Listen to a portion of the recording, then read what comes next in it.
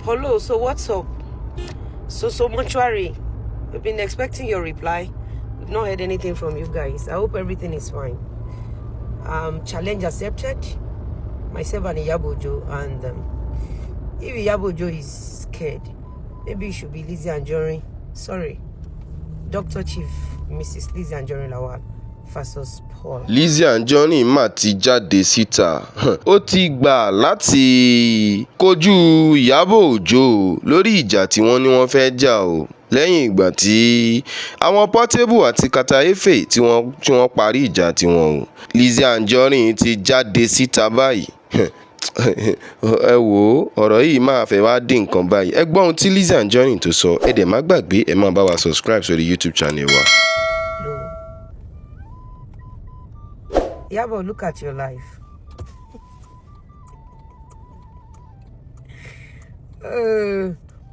Mo trend ju ye lọ.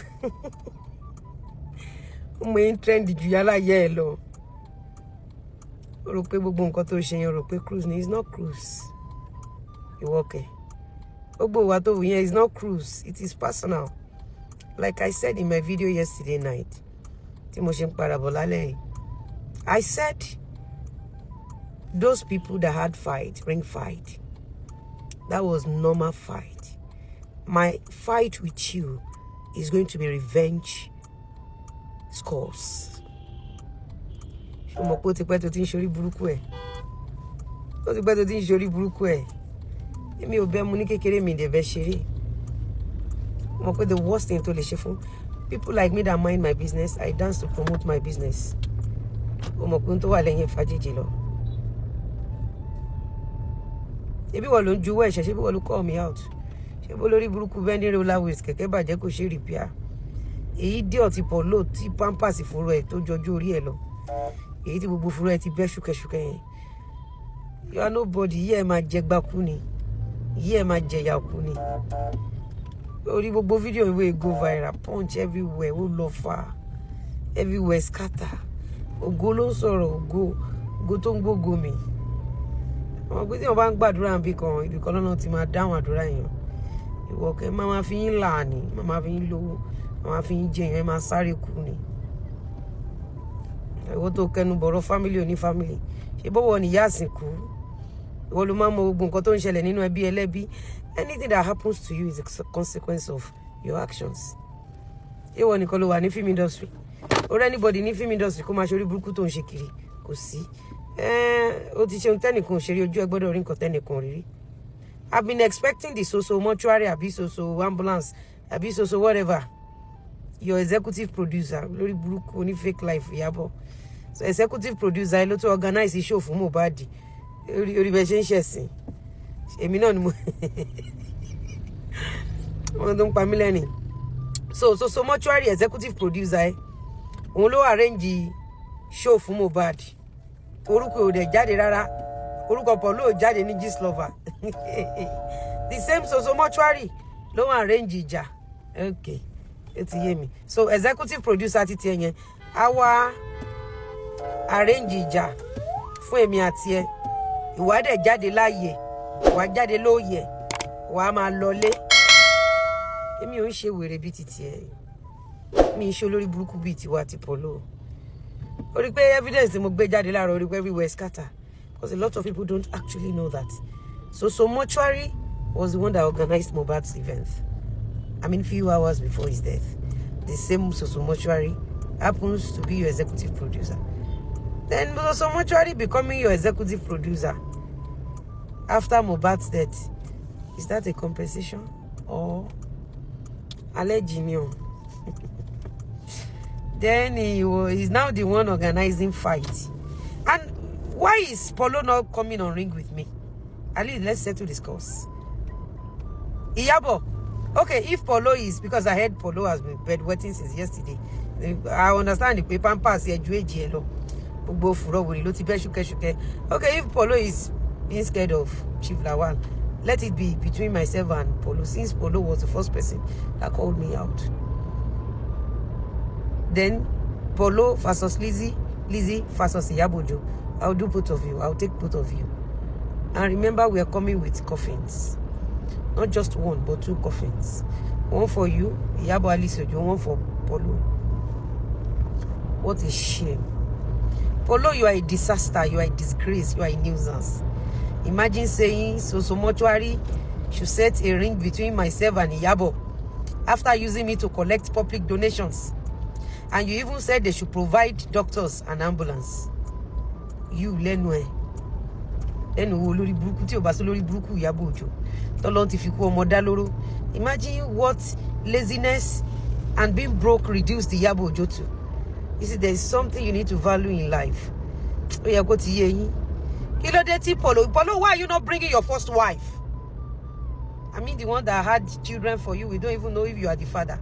Because the way you are shaking. Pelu, go and pay attention to that, your leaking furrow. Go and pay attention to it. Olórí burúkú ni gbogbo yín, so mortuary. You saw what I just posted. I googled everything. At least Google cannot lie. Google is our friend. Join me in the evening. It's going to be loud. You will love it.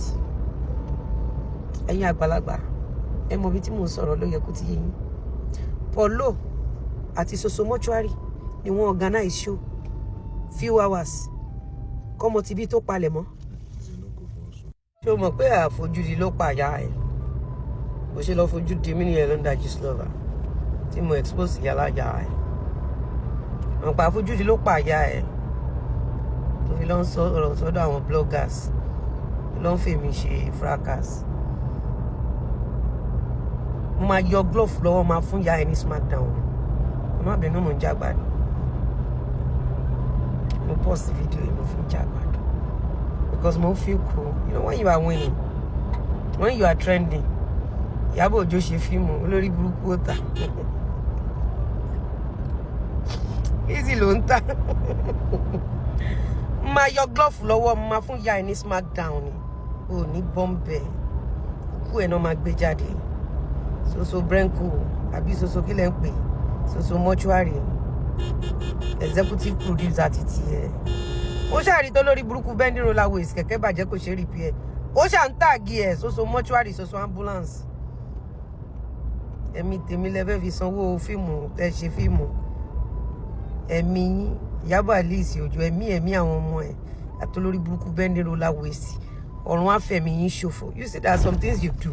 It takes ẹni tó bá lójú inú tó bá lọ́pọlọ tó bá jọmọ ẹ̀mí. Owó tẹ́ gbà ọmọ tí bí lẹ fẹ̀mí ẹ̀ fi san. No wonder Pelu and Soso mortuary never featured under this lover. Instead, you, IYABO Ojo, dragged Naira Marley. You and Pelu dragged Naira Marley, lied against Naira Marley. Àṣẹ nítorí owó fíìmù lẹ ṣe palẹ̀ mọ́ ọmọ lọ́mọ. Mo ń bọ̀ wá fún ìyá ẹ̀ lálẹ́. Two fighting ni. Pelu, ebe mi ni Ìdúmàtà. O ní ṣerú ẹ̀ mọ́. Soso mortuary AD is when you roll with jobless IYABO Ojo. IYABO Ojo will always help you to finish your career. Nobody will ever move with IYABO Ojo that your life will ever remain the same. You'll be destroyed. Because IYABO Ojo, it's someone that always look for downfall of people. And so mortuary, after you gave money to IYABO Ojo to produce, now me and IYABO Ojo should come into ring. I accepted it. Yes, challenge accepted. And I want 3 in 1. Myself and IYABO Ojo. Myself and Pelu. Mr. Lawal versus Pelu. That is how I want it. And I challenged you. Soso mortuary, let's go there, pick a date. This one, no be say they carry person picking go mortuary. This time around, now people they carry somebody picking go mortuary. They carry go mortuary. ọ̀rọ̀ láti gbọ́ lẹ́nu Lizzy Anjorin sí IYABO Ojo ta ló máa bá wa là wọ́n báyìí ìjà yìí máa fẹ́ dàbí nǹkan o ẹ̀yin aráalé àwa kì í dájọ́ ẹ̀yin náà lẹ gbọ́ ohun tó ṣẹlẹ̀ ẹ̀yin lẹ máa ń dájọ́ kí lẹ́yìn náà rò sí ìjà tí wọ́n fẹ́ jà ìjà Lizzy Anjorin yìí àti IYABO Ojo kí lẹ rí sí ohun tẹ́ ẹ bá rò ẹ bá wa fi sí abala comment section kẹ́ ẹ dẹ̀ má gbàgbé ẹ máa bá wa subscribe sórí YouTube channel wa ẹ like kẹ́ ẹ share kẹ́ ẹ dẹ̀ máa comment. Ìkànnì King Fax Gist TV òun lẹ wà yìí o ó dìgbà.